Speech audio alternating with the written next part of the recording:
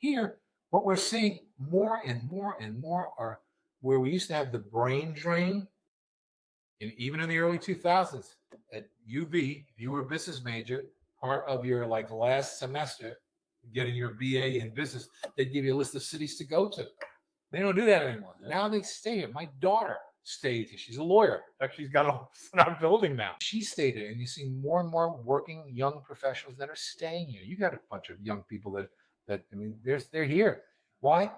Because they like it here. There's opportunities. There's opportunities. I mean, here's the thing. Western New York's a great place to raise a family. Right. There's really good schools. I think it's a really big draw for people is to come back here and raise their kids in an environment there with awesome schools. I mean, we pay a bunch of taxes, but our schools are awesome. So if you're living in Buffalo, making $300,000, you're living good. Oh, I think that's like a big reason why we're seeing such movement here, which we needed. And it's great to see like really young professionals come back with different ideas and stuff. And I think it really helps her.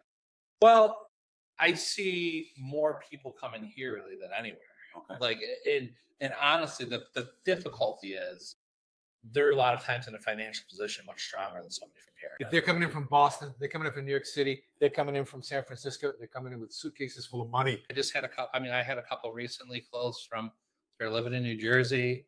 They had young kids, and they wanted to raise their children in Buffalo. They just closed on a house late last month, just before the new year.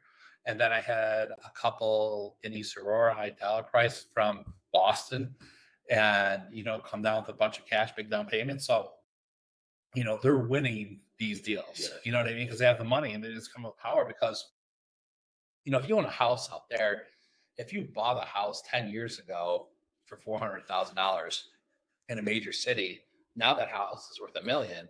So they're selling their house and they're getting, they're able to put big chunks down. Yeah. It does make it very competitive. It makes it a little bit skewed for the people that have been here. That's where I think they're talking about affordability and the strain. Yeah. And it's a real thing. I mean, there's no question.